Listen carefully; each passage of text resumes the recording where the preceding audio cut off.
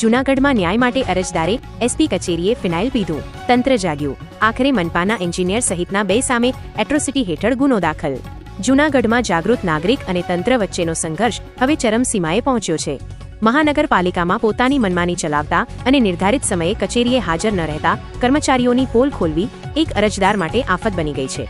પાલિકાના વહીવટમાં ચાલતી લાપરવાહી અને અધિકારીઓની આબખુદશાહીનો વિડીયો ઉતારનાર કરશનભાઈ સોલંકી પર થયેલા હુમલા બાદ ન્યાય મેળવવા માટે તેમને આત્મઘાતી કદમ ઉઠાવવાની ફરજ પડી હતી।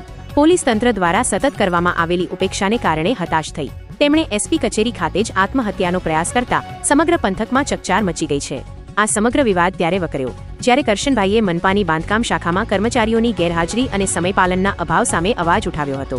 જાગૃત નાગરિક તરીકે કરશન સોલંકીએ જ્યારે આ મનમાનીનું ફેસબુક લાઈવ કર્યું ત્યારે ઉશ્કેરાયેલા એન્જિનિયર પાનસુરિયા અને અન્ય સ્ટાફે તેમની સાથે ઝપાઝપી કરી જાતિગત અપમાન કર્યું હતું।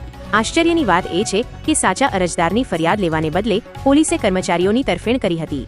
અંતે પીડિતે ફિનાઇલ પીને જીવન ટૂંકાવવાનો પ્રયત્ન કરતા પોલીસ હરકતમાં આવી હતી અને એન્જિનિયર સહિતના શખ્સો સામે એટ્રોસિટી એક્ટ હેઠળ ગુનો નોંધી વધુ તપાસ હાથ ધરી છે। આ સમગ્ર વિવાદની શરૂઆત ગત 13 એપ્રિલ 2006ના રોજ સોમવારે સવારે થઈ હતી। જૂનાગઢના મધુરમ બાયપાસ વિસ્તારમાં રહેતા 54 વર્ષીય કરશનભાઈ ઘેલાભાઈ સોલંકી પોતાના વિસ્તારમાં થતા ગેરકાયદેસર બાંધકામની રજૂઆત કરવા માટે મહાનગરપાલિકાની ટાઉન પ્લાનિંગ શાખામાં ગયા હતા। સવારે 11:15 વાગ્યા જેવો સમય હોવા છતાં ઓફિસમાં મોટાભાગનો સ્ટાફ ગેરહાજર હતો અને લાઇટ પંખા ચાલુ હતા। આ દ્રશ્ય જોઈને કરશનભાઈએ જાગૃત નાગરિક તરીકે સોશિયલ મીડિયા પર ફેસબુક લાઈવ શરૂ કર્યું હતું। આ લાઈવ વિડીયો વાયરલ થતાં જ ઓફિસમાં હાજર કર્મચારીઓ રોષે ભરાયા હતા અને હડતાલ પર ઉતરી ગયા હતા।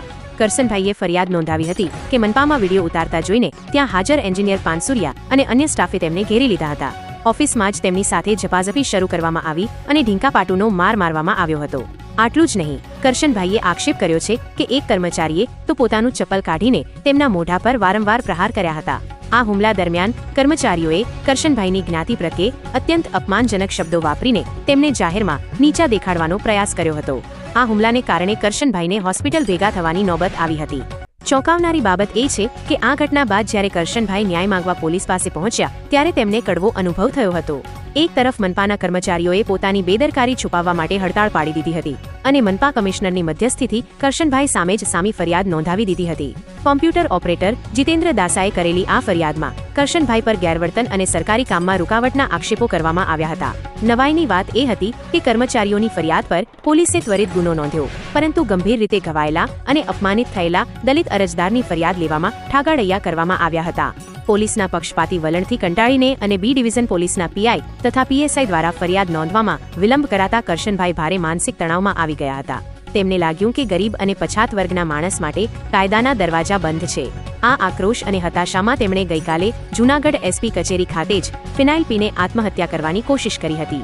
એસપી કચેરી જેવા સુરક્ષિત ગણાતા સ્થળે અરજદારના આ પગલાથી પોલીસ બેડામાં દોડધામ મચી ગઈ હતી। તેમને તાત્કાલિક સારવાર માટે સિવિલ હોસ્પિટલ ખસેડવામાં આવ્યા હતા અને આ સમાચાર વાયુવેગે પ્રસરતા દલિત સમાજમાં પણ રોષ ફાટી નીકળ્યો હતો। જનરોષને જોઈને આખરે જૂનાગઢ પોલીસે નમતું જોખ્યું હતું। પોલીસે મોડી રાત્રે એન્જિનિયર પાનસુરિયા અને અન્ય 2 અજાણ્યા શખ્સો વિરુદ્ધ ભારતીય ન્યાય સંહિતાની વિવિધ કલમો તેમજ એટ્રોસિટી એક્ટ મુજબ ગુનો દાખલ કર્યો છે। કરશનભાઈએ એસપીને આપેલા પત્રમાં સ્પષ્ટ માંગ કરી હતી કે જે પોલીસ અધિકારીઓએ ફરિયાદ લેવામાં બેદરકારી દાખવી છે તેમની સામે પણ એટ્રોસિટી એક્ટની કલમ 4(1) મુજબ પગલાં લેવામાં આવે।